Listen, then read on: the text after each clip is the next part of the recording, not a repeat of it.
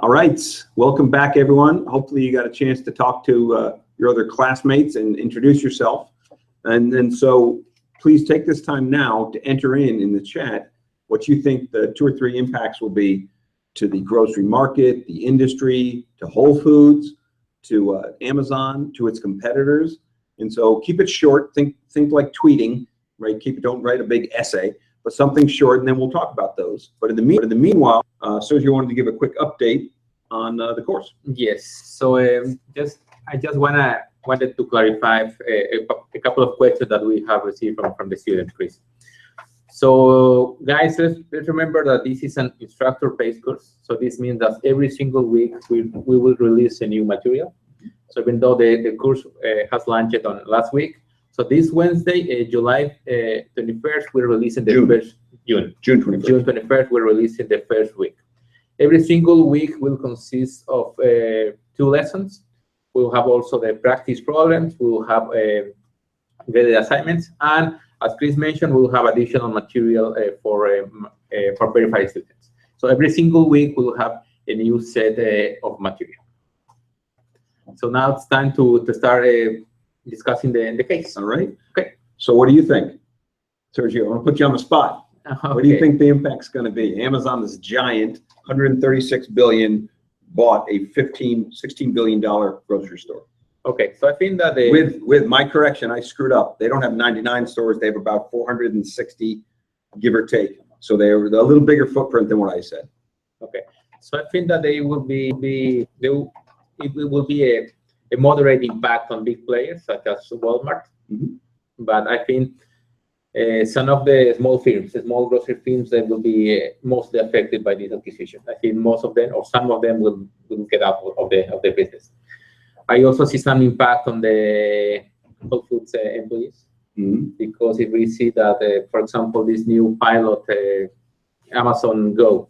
Okay. Amazon is implementing or piloting in Seattle, so where they don't have any checkouts employee, right? Have you been to it? No, not really. I've never met anyone who's been to it yet. So if you're on the call and you've been to Amazon Go, chat, let us know what it's like. It's the one where it's like that old was an IBM commercial where a guy's in the store and he's putting stuff into his coat, exactly. And then he walks outside the door and the cop comes after him and hands him his receipt. So in this case, you don't get a physical receipt. Okay.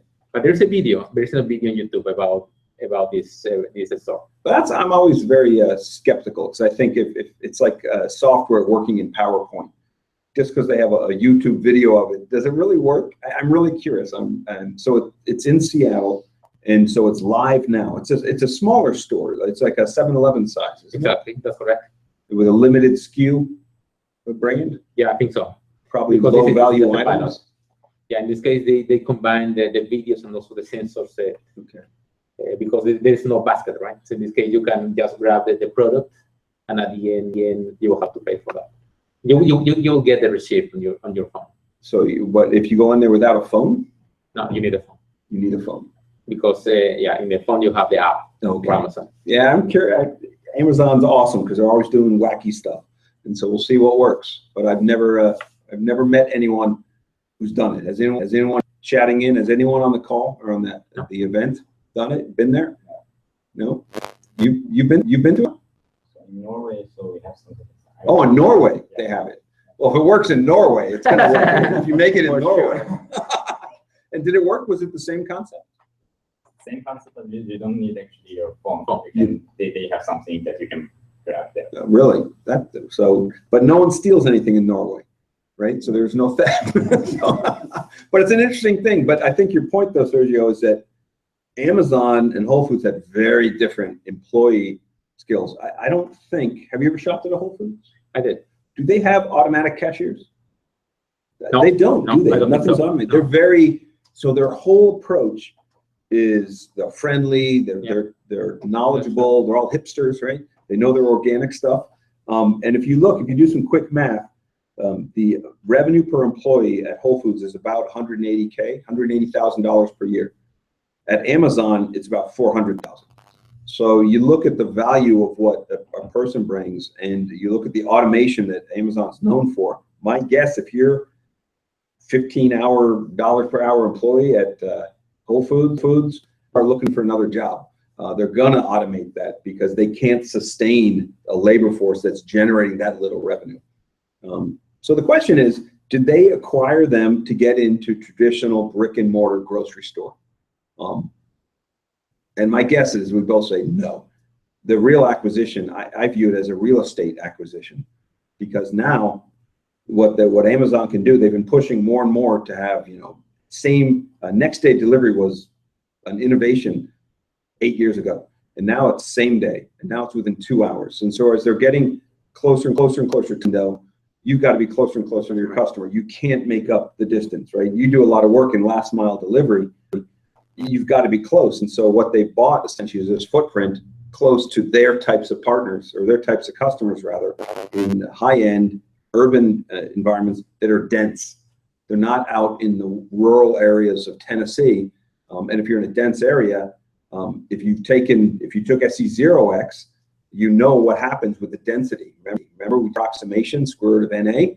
So as you have a denser area, then your cost for delivering goes way down. There's a reason why you have home delivery in urban areas, and this is a footprint that's going right to that. So my sense is this is an acquisition for real estate, and they can use this as a jump point for last mile for grocery. Sure, that makes sense, but also for other goods. I use them as distribution centers for getting a closer footprint to the customers.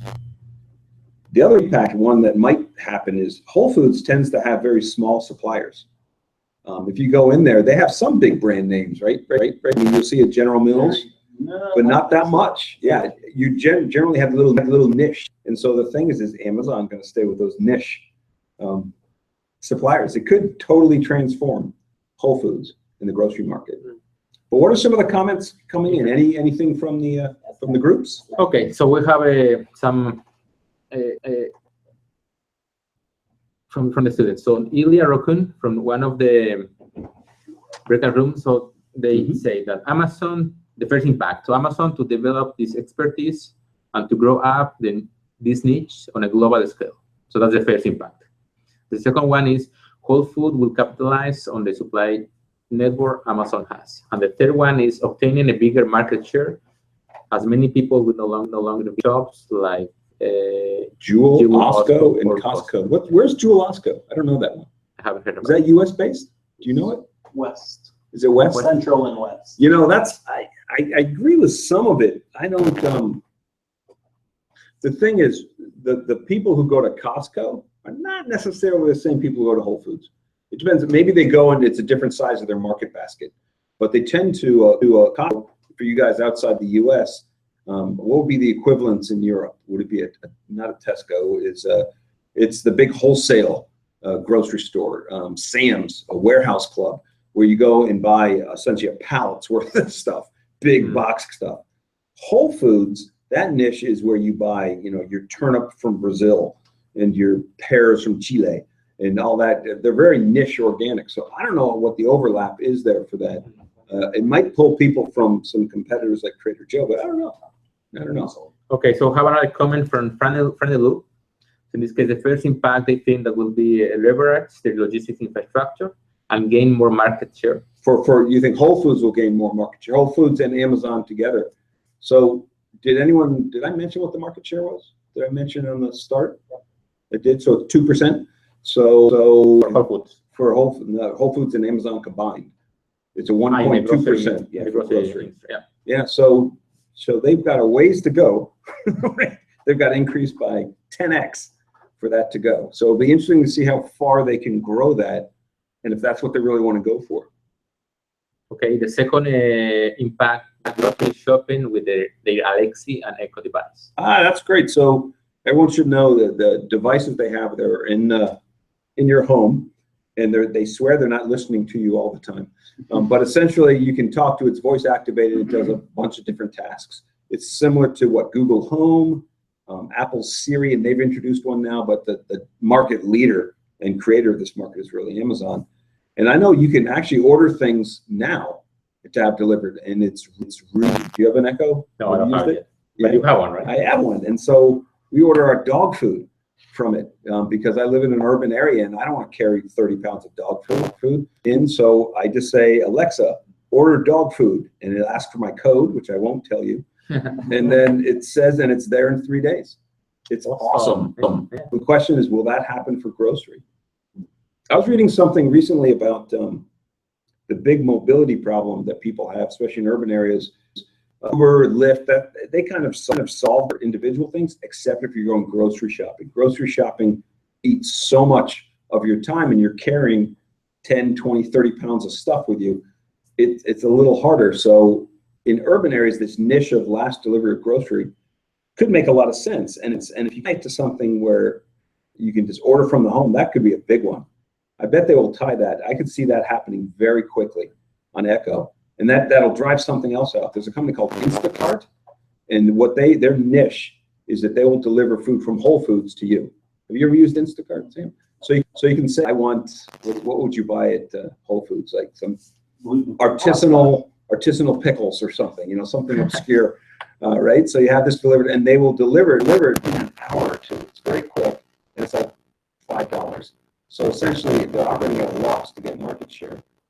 I could see them just replacing, or maybe having them just reply to the Echo. That's really an interesting one. I like that one.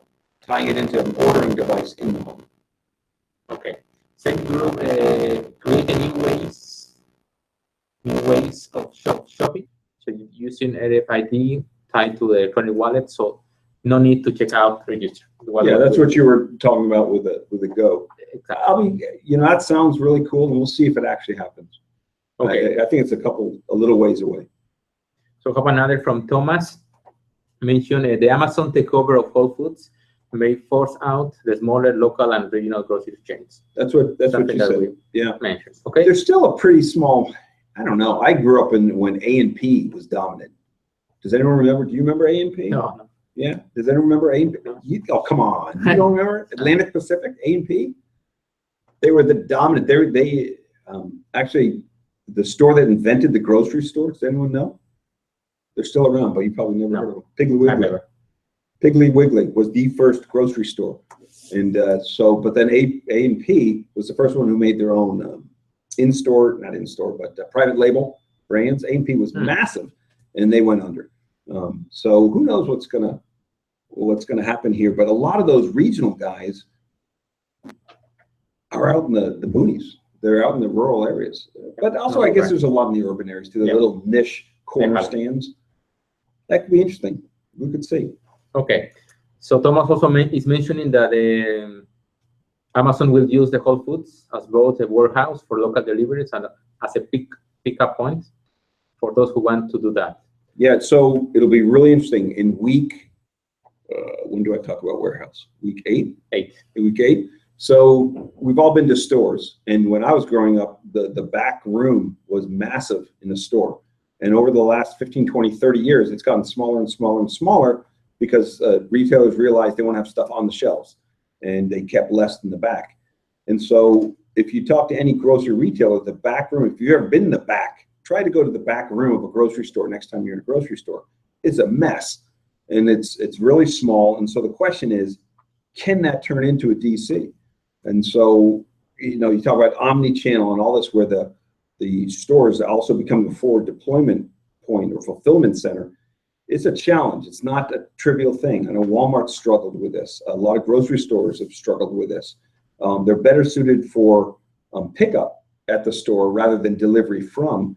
So it'll be interesting. It might change the way there's laid out, because if you've been to a Whole Foods, it's very airy and there's a lot of open space. So I don't know what the back room will be, but I agree that they're going to try to use some of those as fulfillment centers. And I also read, in addition to their stores, they also have their own inbound supply chain. And so they have larger DCs that are refrigerated.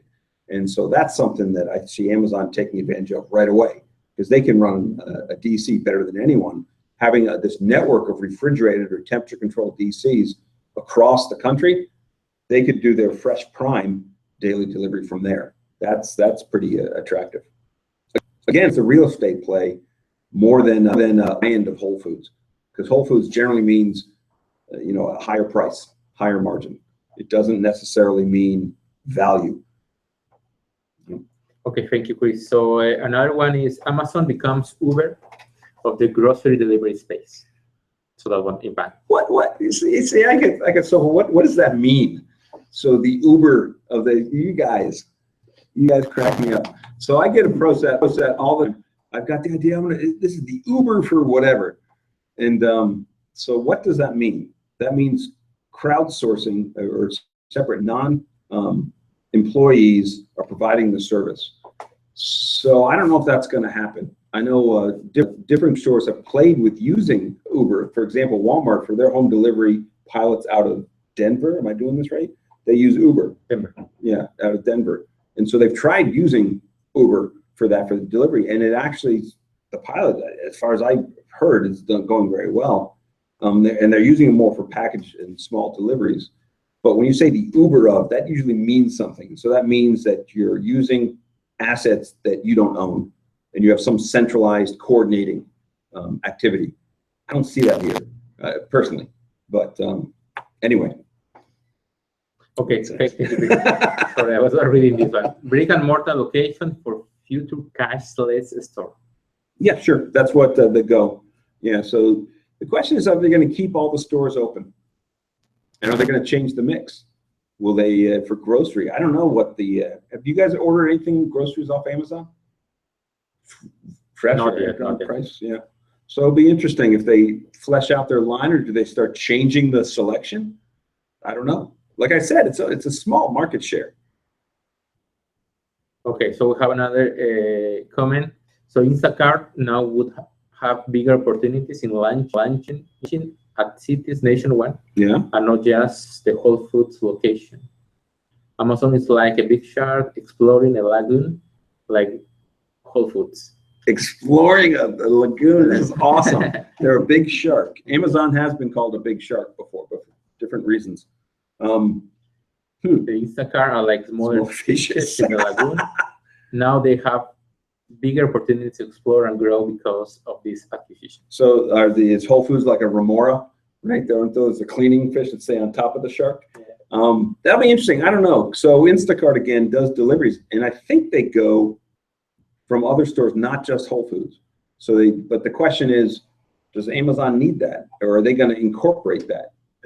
I don't know. For the last mile, I believe Amazon Fresh is using its own vehicles, aren't they? Yep. Yeah. So they own the fleet. Yeah, they would use their own fleet. So maybe they'll replace that. Them being located in very urban, dense areas will certainly help Amazon do last mile. But anyway, I think we're almost out of time. But what's interesting is all the concepts you'll learn in this course will help you think more about this, especially some of the transportation decisions, because what the most expensive leg of transportation is the last mile. Always last mile, first mile. And so what they're doing here is they're getting a step in to closer last mile delivery. So it'll be interesting to see how it plays out. And we'll see if they truly become the Uber of grocery. We'll see how that goes. Okay, thank you, Chris, for being here. And thank you guys, and see you next time. All right. Bye.